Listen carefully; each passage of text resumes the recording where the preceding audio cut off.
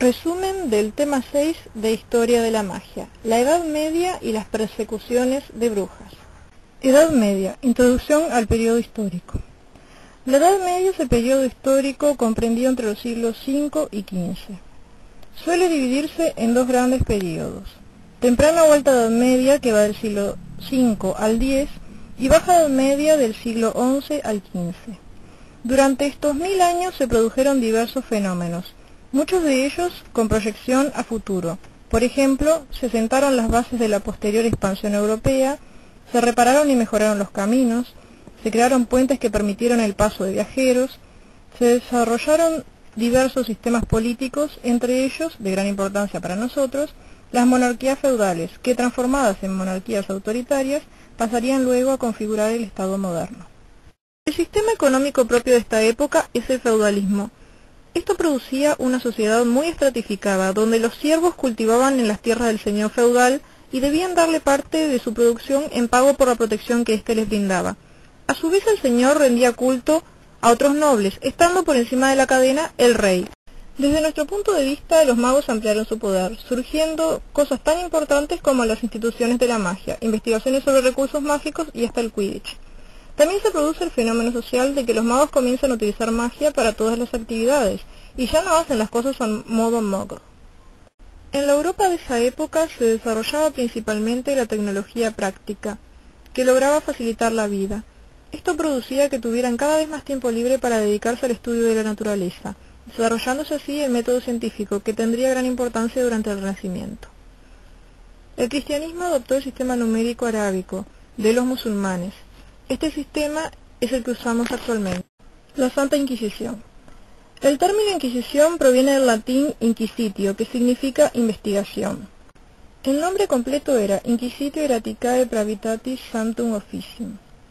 En los inicios de la Iglesia, la pena habitual por herejía era la excomunión. Cuando los emperadores romanos convierten el cristianismo en religión estatal en el siglo IV, los herejes empiezan a considerarse enemigos del Estado.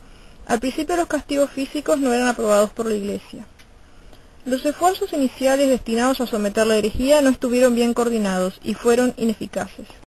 Un texto de la época afirma: a las anteriores disposiciones agregamos el que cualquier arzobispo u obispo, por sí o por su arquidiácono, o por personas honestas e idóneas, 1 o 2 veces al año, inspeccione las parroquias en las que se sospeche que habitan herejes, y allí obligue a 3 o más varones de buena fama, o si pareciese necesario, a toda la vecindad, a que bajo juramento indiquen al obispo o al arquidiácono si conocen allí herejes, o algunos que celebren reuniones ocultas o se aparten de la vida, las costumbres o el trato común de los fieles.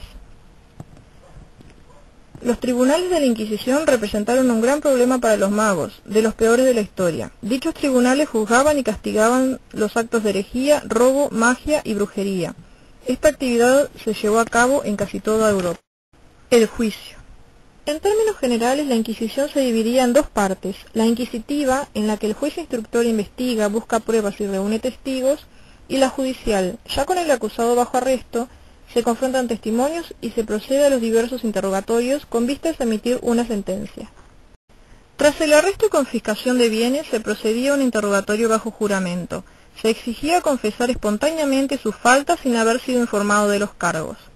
Si el acusado se negaba o no tuviera nada que decir, se le explicaba de manera general, sin precisar demasiado, qué se esperaba de su confesión. El acusado tenía derecho a procurarse un abogado y podía presentar una lista de posibles enemigos con objeto de recusar a los testigos que él desconocía. A esto le seguía la fase de aislamiento en cárceles secretas que la Inquisición tenía preparadas al efecto. Esta etapa carecía de límites temporales exactos y se podía extender por horas o por años. Las condiciones de internamiento eran mejores que las de las cárceles comunes, pero se le negaba el acceso a los servicios religiosos y a las visitas. La siguiente fase se denominaba riguroso examen, que no es otra cosa que un interrogatorio bajo tortura, que tenía por objetivo conocer el hecho, profundizar en el mismo o conocer la intención que había dado lugar al hecho. Antes del examen nuevamente se le animaba a confesar, mostrándole el lugar donde se iba a torturar. Si aún así se negaba a confesar, se procedía a torturarlo. La duración del interrogatorio bajo tormento debía ser de media hora. Si el detenido no confesaba y si el inquisidor decidía continuar la sesión otro día, se devolvía al torturado a su celda, advirtiéndole que en tiempo indeterminado se le volvería a llamar. Si él mismo confesaba, debía confirmar la declaración libremente y con posterioridad, ya sin tormento. En todo caso, la normativa impedía que la tortura dejara lesiones permanentes o lisiara al acusado. Una acusación de herejía o brujería técnicamente no siempre terminaba en la hoguera, si bien, como decía el mogol D'Urberville, se puede dejar la Inquisición sin ser quemado, pero no sin salir chamuscado. La persecución de magos y brujas. La persecución de las brujas comenzó a fines de la Edad Media, por el siglo XVI.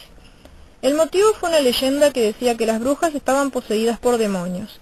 Esto daba una justificación para culpar a las brujas de todos los males que aquejaban a la sociedad. Una vez juzgadas, las brujas eran quemadas en la hoguera. Ellas, por medio de un encantamiento, podían evitar el dolor y que las llamas solo les hicieran cosquillas. Luego de eso desaparecían y aparecían en otro lugar con un nuevo aspecto. Consecuencias. A continuación les presentamos algunas cifras de las ejecuciones por tribunales civiles y por procesos inquisitoriales constatados. En Suiza hubo 4.000 personas ejecutadas. En Polonia y Lituania unas 10.000. En el Reino Unido miles de ejecutados. Aunque debe tomarse en cuenta que además en este país existió la figura de los punzadores, que se dedicaban a cazar y ejecutar brujas de forma muy lucrativa. En Alemania es donde más gente fue ejecutada, hasta un total de 25.000 personas. En Dinamarca y Noruega hubo 1.350 personas ejecutadas. En España, 59 brujas. En Italia, 36. Y en Portugal, 4. En total, la mayoría de las casas de brujas se produjo en el norte de Europa, con más de 50.000 ejecuciones, y en la gran mayoría de los casos por tribunales civiles. La gran mayoría de los ajusticiados por brujería fueron mujeres. La Inquisición significó la separación entre el mundo mogol y el mágico, y el odio de los segundos hacia los primeros.